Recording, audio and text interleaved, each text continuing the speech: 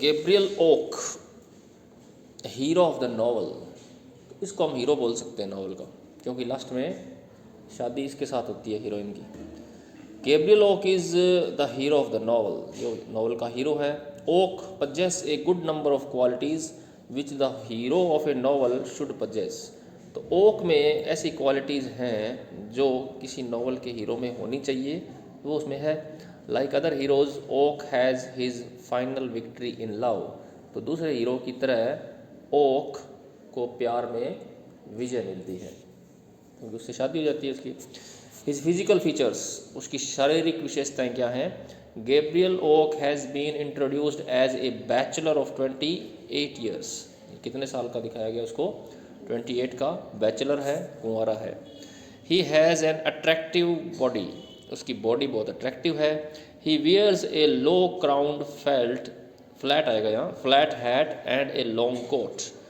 तो वो एक लॉन्ग कोट पहनता है, एक फ्लैट हैट पहनता है। He is a rough diamond without polish. तो वो एक ऐसा हीरा है जिसकी पॉलिश नहीं की गई है, यानी वो बहुत ही गुणी व्यक्ति है, लेकिन देखने में अच्छा लगता नहीं है, पॉलिश नहीं की गई उसकी, यानी उसको तराशा नहीं गया है। Gorgeous and selfless attitude, generous and selfless attitude. उसका एटीट्यूड बड़ा जेनरस है। जेनरस का मतलब उदार है, बड़े हृदय का है, और सेल्फलेस है, वो स्वार्थी नहीं है। Oak is generous and selfless in his attitude. Oak अपने एटीट्यूड में, अपने दृष्टिकोण में जेनरस है और निस्वार्थ है। He is generous to Bathsheba, वो बाथशिबा के प्रति भी बड़ा उदार है। Although Bathsheba has rejected his love, हालांकि बाथशिबा ने उसके लव को रिजेक्ट कर दिया था। The milk of human kindness flows from his heart, तो उसका जो दिल है वो दयालुता से भरा हुआ है। इसमें मिल्क बोला है, मिल्क ऑफ ह्यूमन काइंडनेस, यानी उसके दिल से मानवता का दूध बहता है। इसका मतलब ये है, शाब्दिक हो गया अर्थ इसका मतलब ऐसे ये है कि उसका दिल जो मानवता से भरा हुआ है। Even oakwood acknowledges his tenderness, oakwood नहीं आएगा यहाँ, बोल्डवुड आएगा। बोल्डवुड भी उसकी टेंडरनेस को एक्नॉलेज करता है, उसकी विनम्रता को मानता है कि वास्तव में अच्छा इंसान है। हालांकि वो उसका राइवल होता है, बोल्डवुड, दोनों एक ही लड़की शादी करना चाहते हैं। हिज सिंप्लिसिटी एंड फ्रैंकनेस, अब उसका एक और गुण है कि वो सिंपल है और फ्रैंक है, स्पष्ट बोलता है, वो स्पष्टवादी है। He is simple but frank in his dealings, तो वो सिंपल है और डीलिंग में बड़ा फ्रैंक है। डीलिंग का मतलब सौदेबाजी करना है, जब भी कोई किसी से वो बात करता है तो एकदम स्पष्ट बात करता है। He knows nothing about polished language, उसको मतलब चिकनी चुपड़ी बातें करना नहीं आता। पॉलिश्ड लैंग्वेज का मतलब है हाँ, चिकनी चुपड़ी बातें करना, बातें घुमा फिरा के करना, इस तरह से जैसा है वैसा बोल देता है। He is a rough diamond, यहाँ पे फिर दोबारा जिक्र आ गया कि वो एक रफ डायमंड है। डायमंड तो है, इंसान तो बहुत अच्छा है, पर थोड़ा रफ है। हिज बैलेंस ऑफ माइंड, उसके माइंड का balance. Gabriel Oak does not lose his balance of mind even when his love is rejected by Bathsheba. तो गैब्रियल ओक अपना बैलेंस नहीं खोता है जब उसके लव को बाथशिबा रिजेक्ट कर देती है। ज़्यादातर ऐसा होता है ना, जब कोई लड़की किसी लड़के को रिजेक्ट कर देती है तो या तो हार्ट ब्रोकन हो जाता है, या गुस्सा हो जाता है, या दुखी हो जाता है, लेकिन ये बड़ा नॉर्मल रहता है। He gives good and reasonable advice to others, और वो दूसरों को भी बड़ी अच्छी और तर्क संगत राय देता है। A man of dignity and patience, अब उसकी एक खास बात और है कि डिग्निटी है उसके अंदर, उसकी खुद की एक इज्जत है, और पेशेंस है। अपनी नज़रों में जिसकी इज्जत होती है वो डिग्निटी होती है, और पेशेंस का मतलब धैर्य है। Oak never resorts to mean acts, Oak कभी भी घटिया कामों का सहारा नहीं लेता अपने उद्देश्यों को प्राप्त करने के लिए। He keeps patience in his love towards Bathsheba, तो बाथशिबा की जहाँ तक बात आती है तो वो धैर्य रखता है, अगर उसे रिजेक्ट भी कर दिया तो भी वो धैर्य से देखता है सब कुछ। He is not an emotional man, तो थोड़ा इमोशनल वो कम है। A man of self respect, उसकी खुद की इज्जत है। Oak is a man of self respect, वो खुददार आदमी है। Once Bathsheba quarrels with him and sends him away, एक बार बाथशिबा उससे झगड़ा कर लेती है और उसको भेज देती है। Oak at once leaves the place, तो ओक उसी वक्त चला भी जाता है। He is however called back under dire necessities by Bathsheba, फिर भी बाथशिबा उसको वापस बुला लेती है। डायर सर्कमस्टेंसेस में, डायर नेसेसिटी में, जब उसको बहुत ज़्यादा ज़रूरत होती है तो वापस बुला लेती है और वो आ भी जाता है। ए काम एंड सिंसियर लवर, काम का मतलब है शांत और सिंसियर का मतलब ईमानदार जो होता है। Oak begins to love Bathsheba at first sight, Oak Bathsheba को पहली नज़र में ही प्यार करने लगता है। He is calm and sincere in his love with Bathsheba, तो वो बाथशेबा के प्रति बड़ा ही शांत है, ईमानदार है। He does not make a show of his love, वो अपने प्यार का ज़्यादा दिखावा नहीं करता। Once he sets his heart on Bathsheba no other girl comes into his mind, और जब उसका बाथशेबा से एक बार उसका दिल लग जाता है तो और कोई लड़की उसके दिमाग में फिर नहीं आती। Once his love is rejected decides never to propose to her, और एक बार जब बाथशेबा उसको रिजेक्ट कर देती है तो वो क्या डिसाइड करता है कि अब दोबारा उसको प्रपोज नहीं करेगा। An efficient worker, Oak is an efficient worker, Oak efficient worker भी है। एफिशिएंट का मतलब कुशल। He knows his business as a farmer and a shepherd best, वो अपने बिजनेस को बहुत अच्छे से जानता है। वो एक किसान है, किसान का बिजनेस करता है, और शेफर्ड भी है, वो भेड़ों को भी पालता है, तो उसके बिजनेस में अच्छा उसको ज्ञान है। ही क्योर्स बाथशेबा शीप, तो एक समय वो बाथशेबा की भेड़ों का भी इलाज करता है। He puts out fire in the farm of Bathsheba, Bathsheba के खेत में एक बार आग लग जाती है तो वो बुझाता है उसको। Not the least of his assets in his rural understanding of time and his ability to wait, तो उसकी जो असेट्स है और उसकी जो रूरल अंडरस्टैंडिंग है वो संदेह से परे है। His love for music and nature, वो म्यूज़िक और नेचर से बड़ा प्यार करता है। Gabriel Oak has great love for music and nature, he looks at the stars and feels delight to see them, वो तारों को देख करके बड़ा खुश होता है और प्रसन्न होता है, प्राकृतिक प्रेमी है। हिज वीकनेस, उसकी कमजोरियाँ क्या हैं, weaknesses. Gabriel Oak has many weaknesses in his character, he lacks the self confidence in love, उसको सेल्फ कॉन्फिडेंस की कमी है जब प्यार की बात आती है तो। He suffers for want of grace and lustre, और वो तंग होता है क्योंकि उसमें ग्रेस और लस्टर की कमी है। फॉर वांट ऑफ का होने का मतलब है कमी होना, किसकी, ग्रेस की और लस्टर की। लस्टर को तो चमक बोलते हैं, चमक मतलब बाहरी आवरण जो उसका देखने वाला वो एकदम सीधा साधा सा रहता है, कोई उसमें भड़कीलापन नहीं है। और ग्रेस नहीं है, ग्रेस का मतलब होता है एक आदमी जो देखने में बहुत ही शालीन लगता है, बहुत ही हाई क्वालिटी का लगता है, वो ग्रेस होती है, तो उसमें ये कमी है थोड़ी।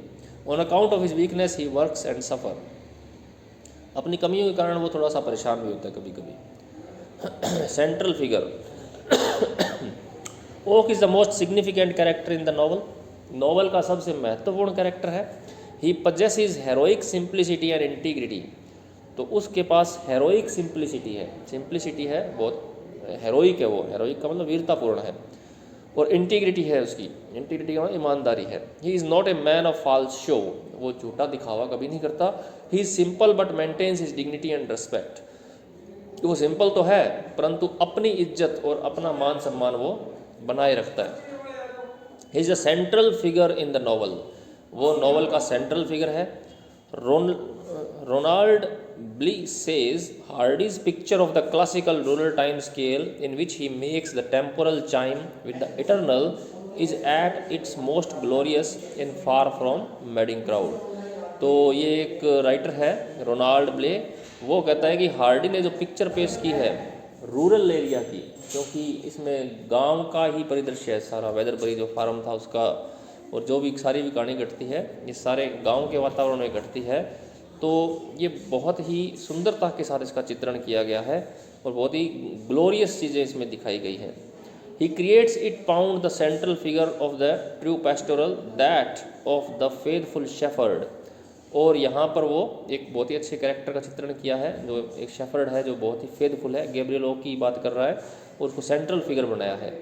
गैब्रियल ओक में rise to a farmer tenancy and to being the master of man and ultimately to being the consort of the local goddess.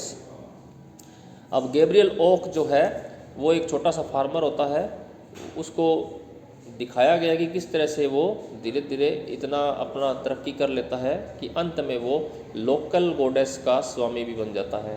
Local goddess यहाँ बोला गया उसको, बाथशेबा को, गॉडेस कभी कभी उस औरत के लिए भी वर्ड यूज़ होता है जो बहुत सुंदर होती है, तो वो लोकल गॉडेस थी यानी वहाँ की सबसे सुंदर लड़की थी, तो उसको वो कंजोर्ट कर लेता है, फाइनली हासिल कर लेता है।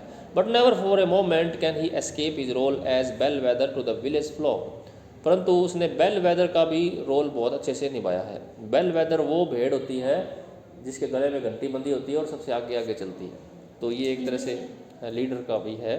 वो विलेज फ्लॉक के लिए बेल वेदर का काम करता था, जो गांव का जो फ्लॉक था, भेड़ों का जो दल था, जिसके पास भी भेड़ें होती थी, वो उनकी अच्छी देखभाल करता था, उसको अच्छा नॉलेज था इस चीज़ का, तो ये भी उसने अच्छा रोल निभाया है। He is the unconscious leader, वो लीडर है लेकिन अनकॉन्शियस है, उसको खुद को पता नहीं है कि वो लीडर है। He stands in the novel in simple but somewhat overpowering moral and physical dimensions like a shepherd in a black painting glowing and archetypal. तो वो नॉवल के अंदर एक उसने बहुत ही सिंपल पर ओवर पावरिंग मोरल और फिजिकल डायमेंशन दिखाया है। सिंपल तो ऊपर से लगता है लेकिन अंदर से वो बहुत ही शक्तिशाली लगता है, मोरली स्ट्रॉन्ग लगता है। मोरली का मतलब नैतिकता की भावना उसमें खूब है, कहीं पे भी उसने बुरी नीयत कहीं नहीं दिखाई, उसने जो था वैसा उसने स्वीकार किया, तो मोरल डायमेंशन उसका बहुत हाई है।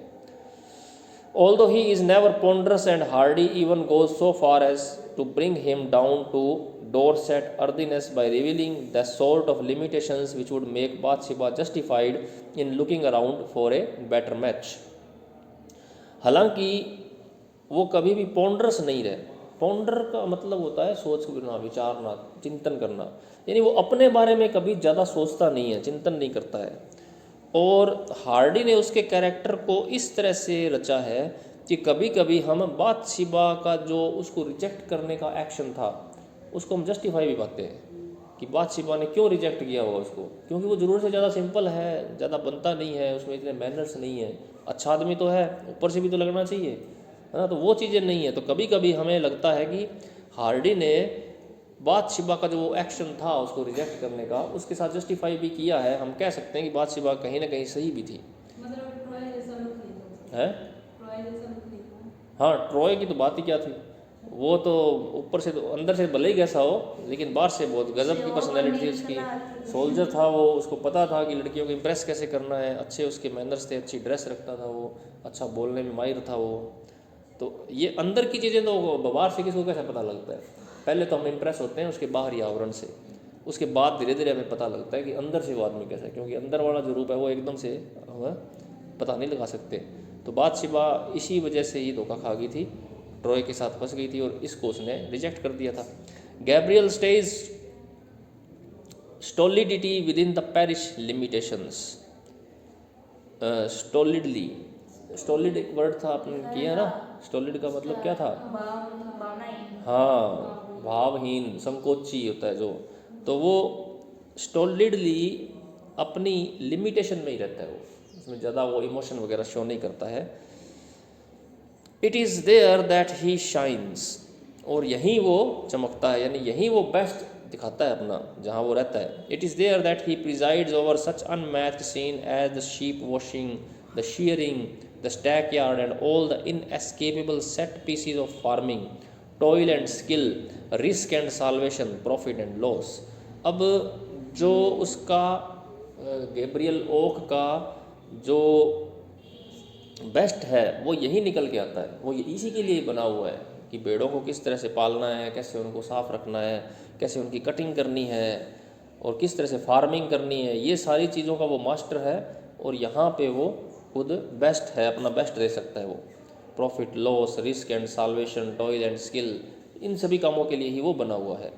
Hardy allows inferior dramas to intrude upon these sacred agrarian moments, distracting courtship and feasting that are irrelevant to their higher celebration, and then uses Gabriel Oak, his good shepherd, as an indicator by which we can steer our way into farming center of gravity.